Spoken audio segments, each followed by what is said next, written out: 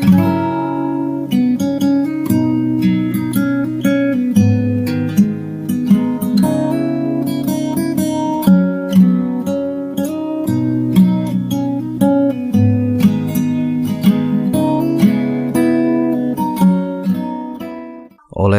tui le mai chapter 16 atop berna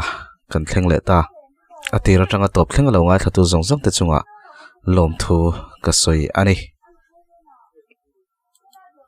ndua ta POV kain khom chu phur lo zet chun ka hoa ms chu ka text ngal in bang toem tin ka zota min la reply mai lo an la bang lo ni ka ringa chung kwa hanong khom ringa chu awa hodon ve tin ka ngai tua dik tak chun tum danga chuan ka khovel thian te nen kan mang ve na sa thian sia kain thak sok soka thomna lum te ka hak vek nu chuan ms la du deuh mai perfect chu ka ngai tha he lai guitar nen zirila zai sak ka chak ngot mai guitar per chu ka thiam thai mai anga la then kha the chu per thiam te ka nei ve nuala guitar zir tak he chu ka hupur lu tok lem lo ma se a zai jok chu ni ka thiam thai ngai lo tur chu chutia ka ngai to na ms ringo to om lai chuan ms chon min ron kola hei kan bang chia zanin chu in ron kal don em in chung zol po kanaw nen kan chaya a moi te mai nia lim ti riat chet chuna ron tia a opo zang wa mai ka thailo tur thu chu han sei ka tum zuak na ka kalangai tin thu tluk na ka siam le ta zoka ka ngoi data ms chon mo local le theidon lo em ni a ti vata ai theidon e ma se ka ron tlai de wang amo seten u pai ro chu an ron kal thailo mai thai ka ti chuan an ni po local se anuam do na sin ron thei ram tum ro se a ti chuan nia ka lo shil do nia tin ka changa phone chu kan da ria ka upo chu eng tak chu ti tum ni mo chumdang zongin he tiang rot ngai thailo tin ka u chunga po chung ka vui don lek leka ma se ani mewin chu tiang ro man na siam ani chuan tel lo top chu nuam ka ti chia bik silava da somvel chuan amo seten u pa chun ron kala ke chu ru ma za nga thang ka lo mu mai maya ms hi entin nge lim takin ka siam thayang tin ka ngai tua adam lo na hian min ti buai tak zet ani amo sa chu ru ma ron tlang hala kanu tele emi te chu anin be ngal luama amo sa chuan thianpa iwan hlim long mel rei rui ve inom sammeu na nge aron ti ngal wata nuame lunga lenga lo mole ka ti chuan anui saka tlangwa lai ni le zana ngai om hle mai tin anui suka kai po chuan niamole kani te in po ngai om along tin ka lo tui ni ve wata nia chumdanga kha chuan ma ni tat tat khang kan tla tuma kha kan ngai to lem lawa a chang le kanin suala thi nuang ten vung ber bur te khan kan hoa christmas tu ka kan ni luk thin khania tuna chun chung ko in ani lo poin ngai zong te ngot ril ruan oma enjoy lama lang tameu lo kapa chon khoya nge moi u ber po chom le a re le maka ti in karu ma chuna ron da ka kanu chu chauka tangina ron aula lara dota nun pi khai wa shwai lo chuan kan som ve to sia tin ron aw lo lawa o ka kal don tin nun pi shwai to chun ka chuaka ms chu ka text pa mol bok nun pi te in lama chun ka tlan phaya nun pi pa chuan he tianga chung ko man ho hi a thavenia khoi lai lai ai mo protection ai chun a him nge ti in nun pi kan chung ko zinga telve tur kan som chu an lo lom thiam khop mai an chung ko hi chung ko friendly tak an ni ve reng renga an bula ompo nom ka ti phian mai an pa ber hi zawa thalai te hriat thiam na nei reu thin nun pi chin siam zawa kanin lampan chon kanin phur phei le ta in kan valut chu ka u le nula lian ve pa ngai tak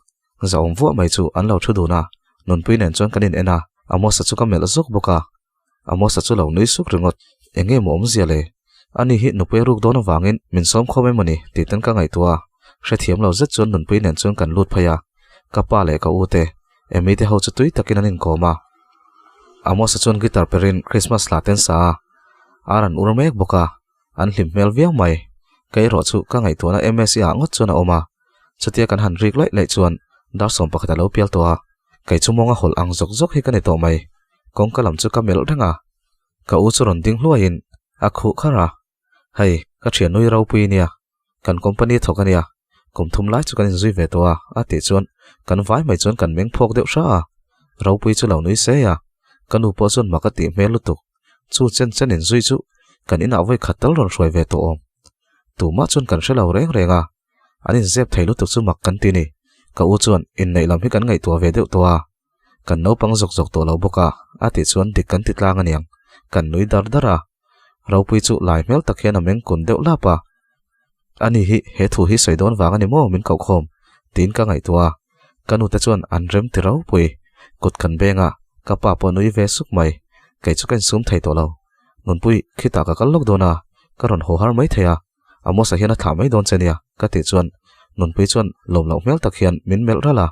an hriat lo lai chuan ka chuak zal zala arukin ka u bike chabi chu kala ms te veng lampan chuan chak takin ka tlan kala anin ka lu chu tu man lo lawa in chung laman omani karing ka han chho tlanga miskim te te mister emite pui te te thian ho baka biakima chuan ms te chung ko chu an lo khom deuh laya mai an lo chema anin chung chu moi tak chuan an lo chei boka ka lai ve trut mai ms le biakima chu anin nei hleya ka thik lu tuk chu ka sangal zuk mai sopa su chu nek deuh chor hi ka cha ka ni ms min ron mu chuan tlaya lo tiluka miskim te chuan achang tu pa lo thleng to boka ati chu purina en ngal suka angoi le ngal mak thil danga soi le ngal wata ms te bula chon wa thuin anjinga chon kom ve tarenga purina po zandang angin ameng strict lu tuk lem lo biaki machu ms hi ka ta nei ti hriat tir tumin ka che chia chon kalan tir renga aruk chon ms kut chu ka vuan le thina ms po alo nui le sen san thin achang le kan zaya achang le kan lama boni emte taylor swift te da doite root moite te ral tele rebecca la lom sang te ho chuan masta anin sak chok sekani mai kan dj a siami tanga chutial him taka kanong khom lai chuan purina chuan pimoi pi hena chuan tiro ichukang anei tur kan siam sak lo chuan ti in min chuk sana an chuk ta mo tia chuan ms chu kan nei le zuala ms ka van hai che chu biaki ma chuan min mel thi pang reng hleya ms po atum ngal bara enge iti tawem nei ka ti ngal wat ms chuan tawlo ati deuh muka amak ithin rimani kha ka ti leya thin rim lo ti choi min chang karon tlaya poi ka ti lutuk ti pa chuan ka tlan chhopa ka lei ros chu ka peya ka pek pa chuan mithi pangpar ani to lo ti in kanui suka ms po chu nui ve sen sena ka thlem lung oi thei sha me ka hupur nen ti chuan in nei tak chuan kan oma kan vai mai chuan kan in kom khoma kan ti mal mala mase karil ruwa ms nat na chu ron lang le thu thina chu chuan min ti hlau thong le thin tun thasik hi kan thasik nu nong berani mayang ti ka hlawani chu tianga ngai tu chu ka du lo viawa mase karil ruwa chu tiang thil chu aron om le thu thin sia mister emile miskim te chuan nangni panhi kha inninom in bero ser reng su ti in min lo kha ka kan nui ho dar dara kanu chuan min ron kolin kom na min zota ka soi chuan lom lo ti hriat za thian nun pui kan kau phaya iti hril hailu tu ka lom hei ni chin mai khana mai na hoa ati chuan nun pui laka chuan kan thiam lo lutuk ms chu ka hrila ms chuan avan zia lo ve e local du kher ni chu ati zoi sepa kai chuan ka mu chak em chene ka ti chuan ms chuan kai point tin min changa kan pani chuan a sir lama chuan kan phaya aizol eng ut mai chu kan thira anin chunga thlai sang an da te pangpar an da ta chu an vul chu ka akha tokin dai ron far le fap thina ms chuan ka kut korlum pek chu a korlum ipte tang chuan ron phorin avate mai bun ve veang atia kai chuan a pani khan bun ro kai te chuan ka tur thei lutuk tin ka lo chang wat ms chuan i tur thei lo ka tilawa i tor hi ka phal lo zo ka lom noi sen pa chuan atia e van zai tin anara chuan ka pia ya ininom ana ipi sen vek zel ti pa chuan min beng chora ana min duat rei lo thei lutuk ka ti ve nga zak duat rei hi phul hol lo ti pa chuan anui suka pui chuan kan ho mai donem ni so anni pani chau som se aron ti a thian te chuan dik chi midang pon ma mo lo so tiro ubyakim an lo ti wata ms chuan kan lo phei don chi in ti taw ma si an ti vele chonga te chuan miskim te chuan an pangpar tui pek na bur chu avua kompui sul chu sain kan zaya o thler don chuan a thian te nen chuan an zai ve al ala ms lim mel chu a mu noma mu nuam ka ti tak zetani hetiang hen lim reng se engtin nge ani ang du om lutuk te hian kan sarnat na hi an tor ve thei jok le dar ni vel chon pi moi pui chuan ai theye tin min ron kawa an ina chon chuk thlain ai tur tuin hai tak chon lo chopa ai pa chon kanin kap fiamin fiam thu kan tho hawa kan nui dar renga rei vak lo chu kanom le a miskim te le mister mi chu an riak dona midang chu an veng chung le an kau san mi te ve kan nia an ina hlalem lo boka an ho vek don thunga an chuak deuh trak a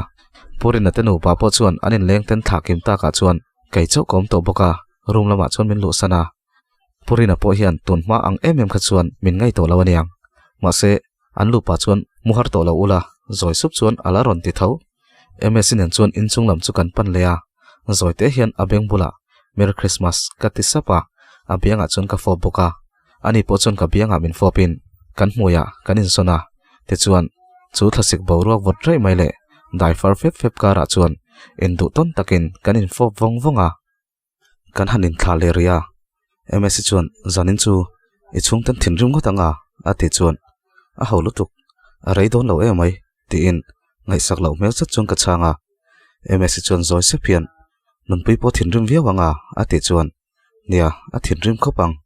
I thik lo mi ti ka zo chuan zep lo wa chuan thike ma se ka ngai to chian hi chuan eng tika ma ka chung te hian an rel run thak mel si lawa mitangi nei huna don thau thawa chumi wang chuan keiti lawa chuan nun pui hian a mangai ber chen ka ria ati zoi sapa chutiang lam se su mitang ka nei don lo ka ti deuh mu min chau en pa chuan ani mo ti pain ka bianga chuan a ron pia ya ni e ti pain an hara chuan ka piai velea ani nom ati le ngal thin rim ma thei bik si ka ti chuan nar piai du bi ka mi tin ka nara na to kin a ron pia ya khati e me monain ka piai ngai lo kha ka ti lai chuan a khi shooting star uis nei vero ati nga zung zung enge ka ti huwa ani chuan kut suin mi ching me win uisana ya kai po chuan ka ti ve topa ms chuan enge dila ati chuan ka soi du lo ka ti daya mo enge soiro ati le ya soi ma sapot ro ka ti chuan ms chuan nangma ne na kan tam chung lim taka kan man thainan ka dil ati chuan kai po chu thiang tho chu ka ti ya a oi om lo e maya ka soi wang mai mai tin ati taw le to tak taka I du thu sami dil te lo ting turin ka dil ka ti chuan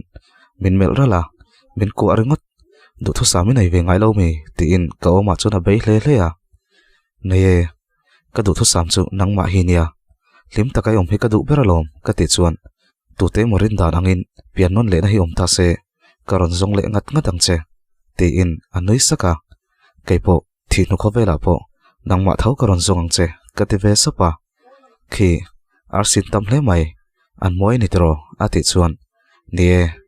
ma se king arsi zong zong moi na bel khom khian I moi nan tluk zo lo ka ti chuan in la zai tin min chum le to siami chuan atlai to lo chukru a ron tia in ngai ton tak chuan kan chuka ka ho san le taria in ka thleng chu mi khol ruma chuan amo satenu pa chuan lo muwa ka chung te pon lo mu vek to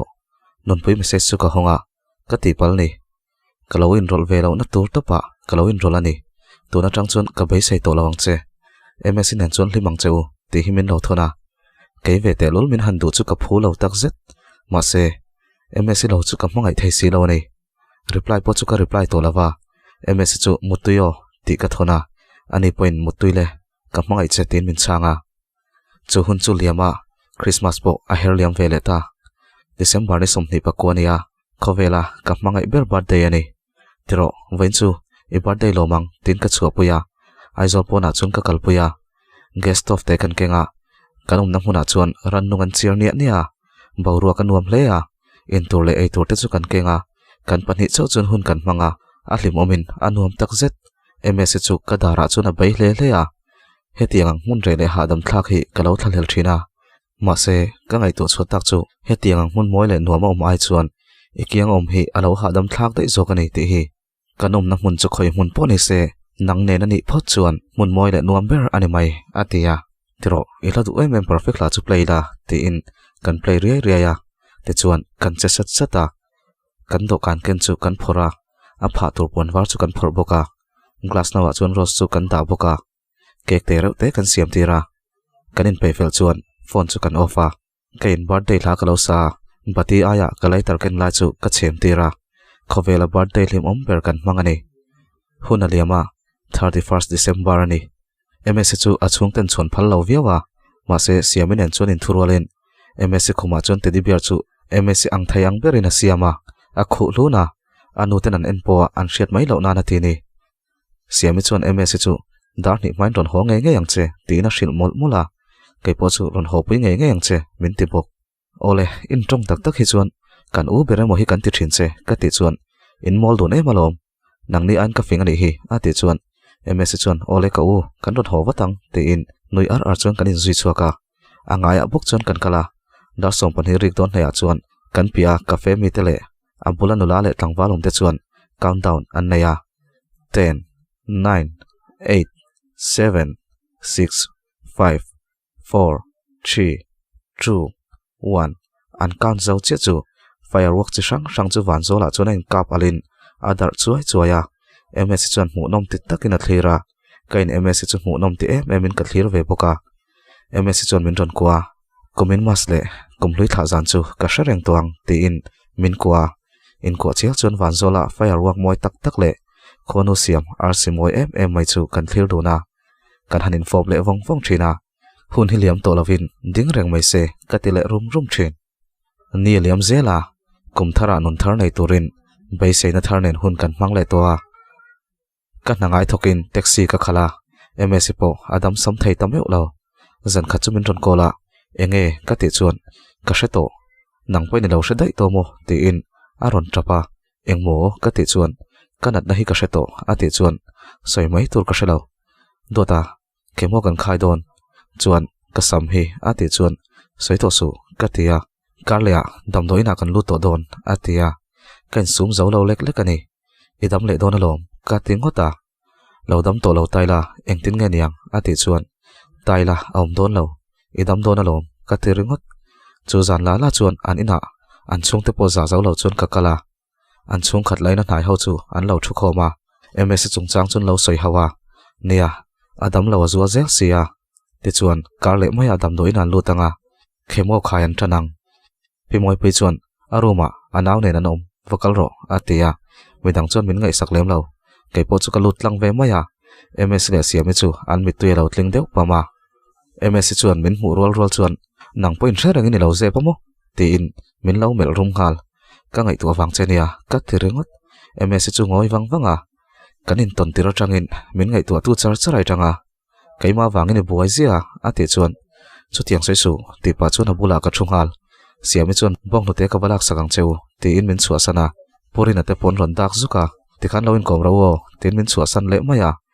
ms chu amit tu yatling pam renga ka hlawani zoi sap chuan ron ti le thina lausu pathian ni rin kha ani chuan kaipo min siam tha mi thi to po kai tho theini lo ni ti in kadam chunga vai khatnan pathian thu mangin mi ka nem ve chu nia ni e tu na ka nem ngat phai hi chu pathian ring tu nia dik tak chuan ani mewin hetianga tok hi chu pathian hi om tak tak angem ti rin hel na ka nei hiala ma se chuiro ms bula chun ka soidu lo a chan po aril ru ti hnuwa zonga om ka du lo ani huna liam hreta ms nat na chu kanu te ponan hretowa ms kan tur chun ka kalni tina ma se rai kom man bik thin si lo cancer hospital a om meka ring hel chung chuan pathian chu ka aw ve reng thung nia ani lo be se tur ka nei chuang si lo ani zan kha chu ms chuan min ron kola chun lam ka chawlo tuk ka lo ching seka atlai to ang reng sia hlau thong ru tak chuan phone chu ka changa ms chuan tra o deuh tho hian dota ka samat la tran ania aron te chu ka mit tu chu farnga suka ka phone chu nat takin ka mer ngot ringot ngoi reng su engtin nge ka ti don ka hlawani ati le ngot thina rai lo te a aron trau le mai don alom ti in ka nema ka dam le ngem le ati chuan idam le don ka hrialom tin ka chang maya ka lokal don em ni tin ka zota ms chuan ai achi lo aron kal thei lawang thil ka ngai tu awak waka ka du thu sam zinga ka zia tel lo chumo mo kor moi takha ka nangma nen ngai in naya thalak moi tak tak nei la chuan kan fa pa te kan fa nu te en puila chu chu ka cha ka ni mo kor hi ka have manang em le kanin nei ve thei ngem le ati le chuan thil ni lo lo ngai tu lo la idam don ka ti chu idam ve le kanin nayang kanin nei theina ni pa ka lo dil char charang ka ti ringot mspov cancer hospital a chon kom ve taran mai atam jok chu khosa khar sa ve tak tak ten nia voi khat khemo khana turpo nei so lo te dam doi leina turpo har sa tak tak ten ni loma chu tiang ka ngai tu chon kai chu kala van nei lom in en kol na tur paisa man tur kan naya kan chung te zara boi lovin kom thei bok ma se khovel taka ngai toy ro chuan alung oi thak lawa enga tinge he nat na hi ka nei bik ti in ka vui le thin ka sam ka khui chu ka samaron tlatran ti ka ria ka mit tui chu nam suka ti ngai na ka shalo lutuk ka ma ba ka shareng sia ken rin main ka chunga heng thil te hi ron thleng don chu ni sia lo hel thei ani lova lo dan thei la ni bok si lo nga top mai lo chu ti thei ka nei lo ni ka thei top chun ka han thupa ma se ni liam ve shet sheta ka samtla po thup thei ni to lo ka chip lam chu kol to ni ber mai ka mang ang lutuk chuan do ta chu ka kol to pa min hu huna engtin nge tiang ti te ka ngai tua siami chuan u naktu ka kan nor kol mai don em ni atia she tak chung chuan nia a boi thak e mai zoi sup chuan ka ti rengota ma se ka lau thong ani engtin nge kom ze lang ti po ka ngai tu ngam lo kan chung ko chuan kan oma kan ti tia kan malam hun te kan soya midang po lukola nom tre so in me don lutuk tin min han nema min ti liman tum viawa ka pa chuan fa pa hi kot ve thin lutuka ti hian fa pa ka nei don ani mai lom a ti chuan kan han noi le ria siami chuan u engtin nge kan tiang a ti le rengota ka shelo le do ta hi kan kau don em ni a ti chuan e nia aman min nor kol sakro se ka ti chuan ingam don ami atia a mu don thau thawa aman ron tiro se ka ti ta rengota do ta chu she tak chung chuan message ka thona ani chuan limhmel deuh hian min lo reply thunga lume hi ka thiam cha ka inzirnan ka mang don che ni mai lom tin a ron uanga kei po chu ko uang ve zuya ma se aril ru tak takin do ta chu damangem ka mu she tak zetani kanin phone zuya do ta ka samhi a tau lengem ka te rengot tau le done samte chu tau chakalong tiamin shilin min fui mol mola lukhum karon leyang che engrong ngai du ati chuan adum ka du o moi tok e kopul lukhum nei la achan chu lukhum ka khum renga ngai to dona ka ti chuan adum pani kalo siam ti rang atia kan du ang kan sai dun chuan tuile mai ti bok chu kan tu le a do ta chuan naktuk chuan amo sanin kan ron kalang atia atu kholo wara thlasik ralam tur khovel chu amoi ema ma se kanun chu ni tin main a her liam mek chu ni sia ni tin mai hian ka thina tur chu ka nai tel tel zel nin ka sia dar som pakhat vel chuan amo sale do ta chun ron kala amo sa chu helmet khum trapin a ron thlenga do ta ron phura kanom na pia bathara chun kan chuaka kanu le pa ponom bok do ta chun machine a ron kenga lume na dor hi hong ha lela thang tin limhmel tak chun anuya ka customer ma sabirnia chuwang chun ka friang che tin min fiama kanui vesu ma se chung rilero arum wong wong thung mai sia tilang moi tu ber pakhat chu kan sam hinia chu chu vein hian ka chan don chu ni sia tin ka chan mek zel boka ka mit tu chu ka dang zo meu lo ani do ta chu ka han ena ani po inti pachana tum viawa ma se amit tu chu parol ve kyang mai amita chu na mit tu yatling pama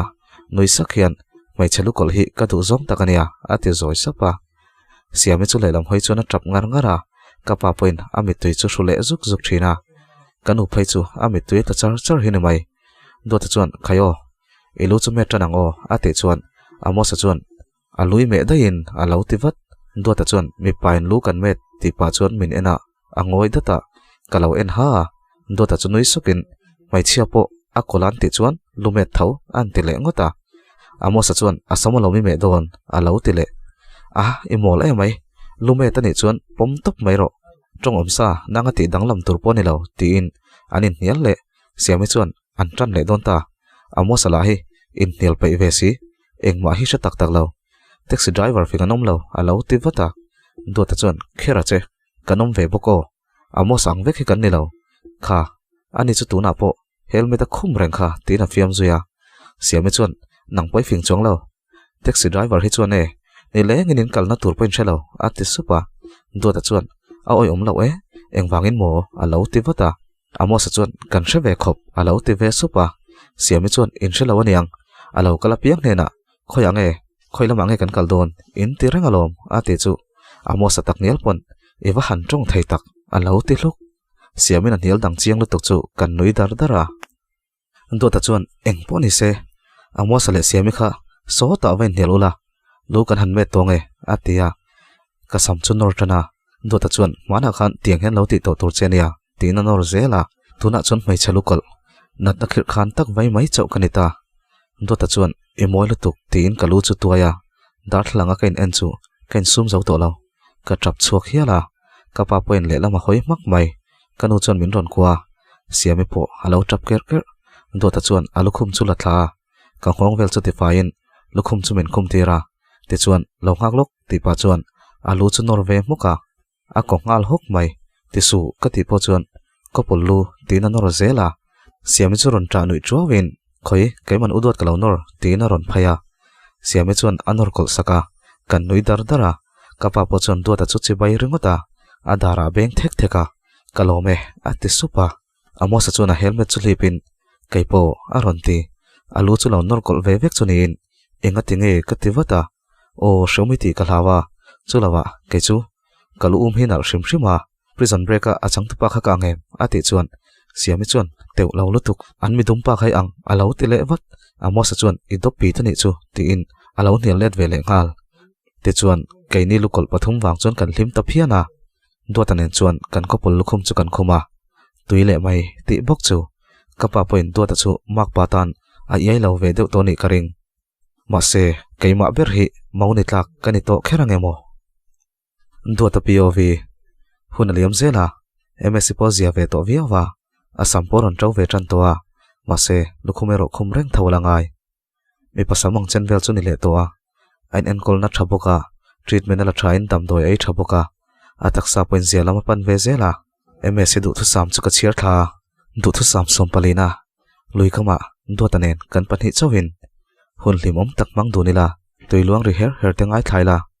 lui tui nitla turin aron chun tlet sur sorte chu clear dunila tui kho thamoi takte clear dunila chu huna chun kan panhi in ha dam takin thil dangai tu mi lovin om dunila anom hen karing ani hei hi kan ti theingam le chu tianga mun chu ka zona ngai ni du thu sam som pangana ato ber dot tu atam zok chu kan ti towa ten out chu kan latilo rai ek tang chi patangin ni chuak moi tak chu clear dunila ti chuan avelin chuma bo chuk mai ta chu in ko real in clearila aborok nom tak chu dong donin chiao chum tol del del mai ta chu in ko chial in clear donila a hadam thlakin karing ani purina chu ka bia MSC nen hian rai ek tanga kan kal theingem engkim karuam han fel vek towa miskim te te pon ron telanga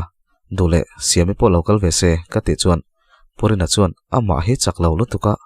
ati chi done moni ati chuar chuara pimoi pi chuan chuak se ama po har phadeu jok mai theisin mase siami chu tel ve lawang in lama kan momo film khorula ati ve ta hlawa zana miskem te te chu ka bia MSC chu engma kala shillo surprise ka tumani miskem te le pui chun ron kal ve dona me pa chu kaima chau kani don thung te chuan zinga chuan ka u then pa kar ho chuan ka tlan phaya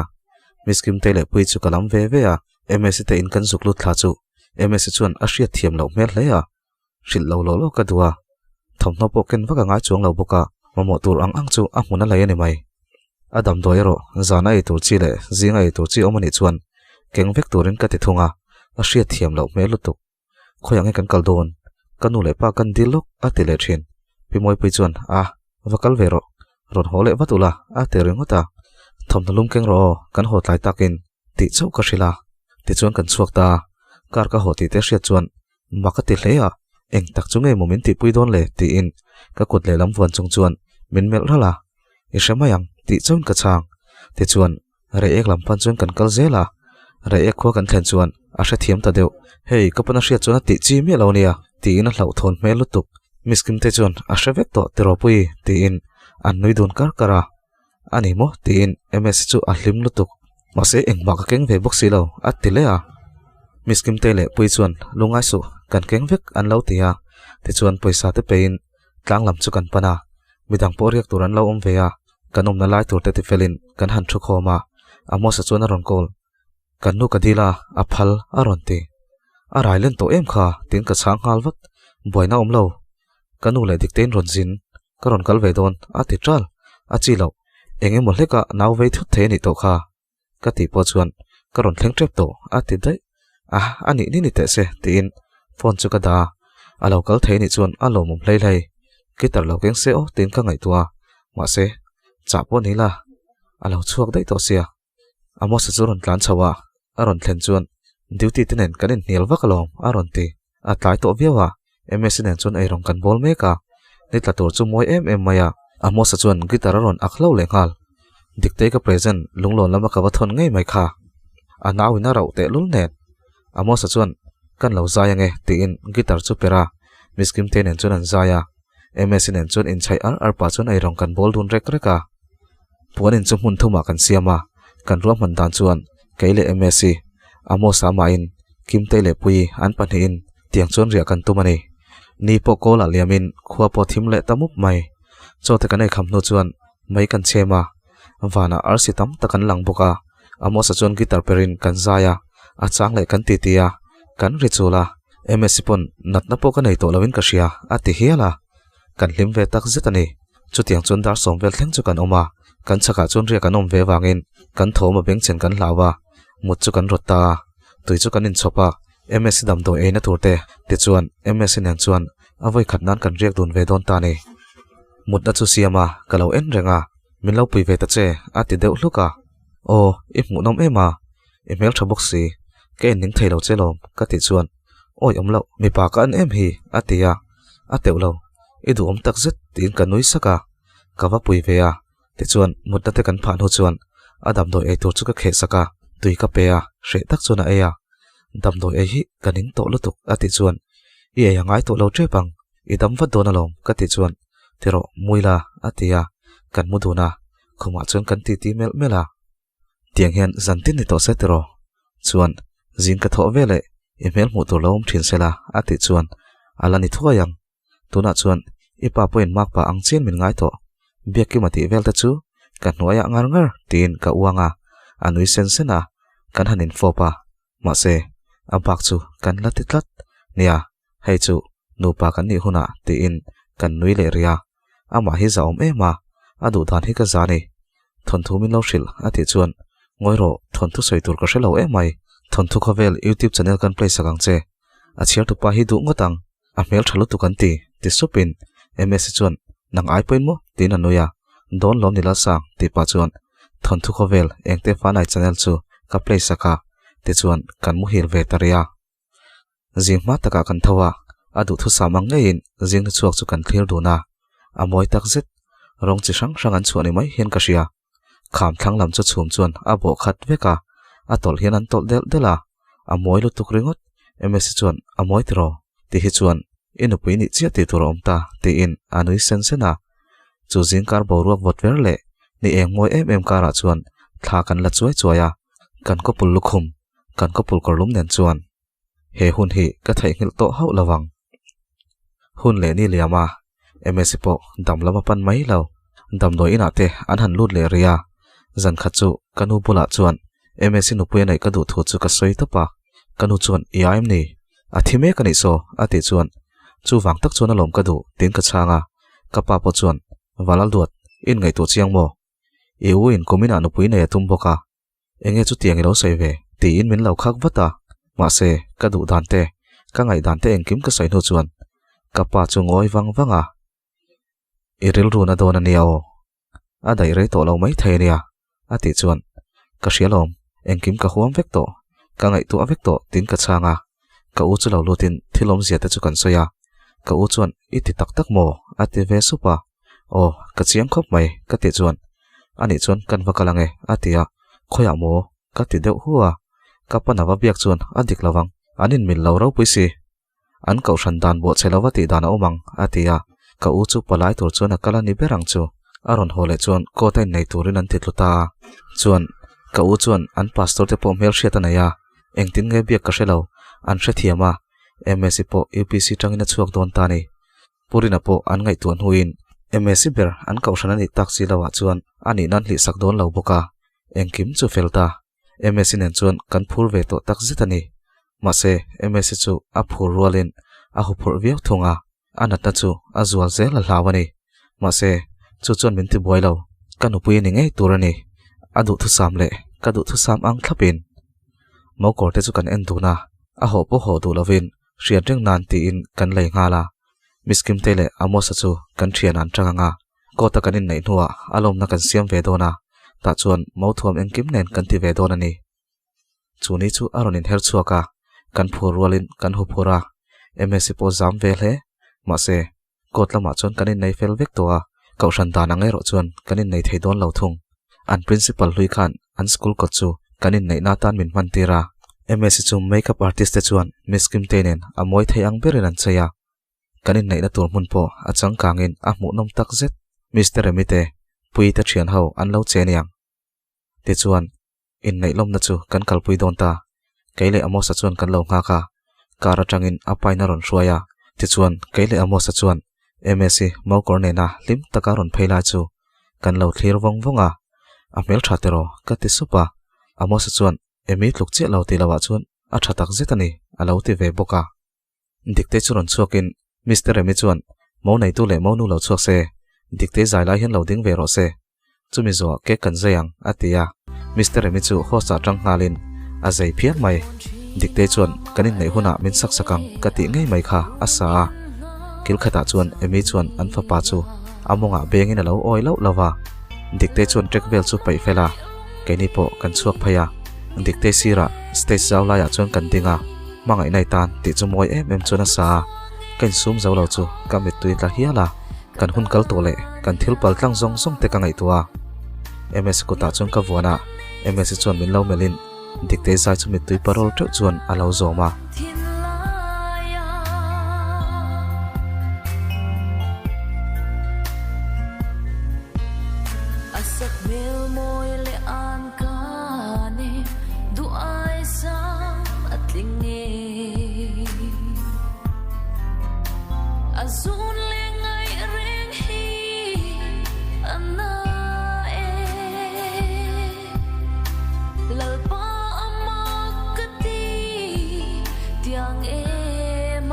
in su deuh fe chung hian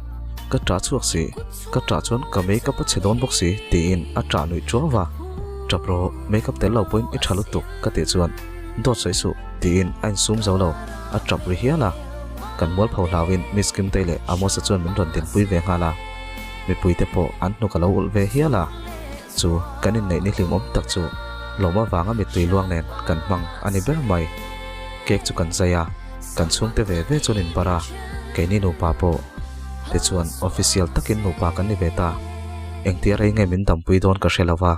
engtiang chi har sat na nge kan la to dun don ka shelo ma se ka hriat chun chu ka mangaya atan ka om reng don ani ti hi ka engkim ne turin ka vuan to a ani point min ringama ka tha le to lawang te chuan MSc chu mau kornen kaipo ka sut nal tak nen chuan kan lam duna MSc chuan ka zailo si atile sup thin kaipo ma sei moi ber tho tin kanuya a nara pe ka tum chu ka peilo ania tin alo in venga huna liama kanin nei tangin thakhat lai lo ni veta ni pui bo ruak aron in her chuak le to a ni tin mai chu kai ni tan chuan kan nin hun hong ber ani thei ti ria in lim takin kan manga dam do ina kan lut le zuk reng boka kan tan chuan ni tin mai hi a hlu e mema tun hi kan ni pui man hun hun ber ani ngem ti ngai tu ran chung chuan ni pui bo ruak nom le dom noya chuan achak na thin adu thu sam lui le tui kho thla moi tak tak chu kan ena ti chuan kan upui du tak bola chuan am takin hun ka mang thin ani chuan nak tu khe dam takin a mulengem ti ka hre si lawa atop ta ole khati zong kha ni sela ati ro tanga top thleng lo ngai thatu te chunga kaloma tin kaushan ming pani kan ti lana wangin mi poi soi theina tu tam tak oma ka thei top chon ken venga chuti rol chonin hriat tok lo tam tak kanaya khanga khamin ngai dam ula in poi ka lo sei pal ni point thon thu mai mai ni te min lo hriat sak ula abe chana kan ron mang mai ania achung tak tak kan ron hriat chiang lo te khamin hriat sak ula tin lo ngai thatu te pon hei salvation kaldan ani nge ya UPC kaldan ani nge tin ala mani lawa engemo khami ashula story ka ron ziak mai ni te khamin hriat sak ula huatur omin ka shelawa ma se alo ompal ni chuan ngai dam kadil mulani en poni se ngai thatu zong zong te mangtra vek ule thon thu dang nen kanin mule thuai donia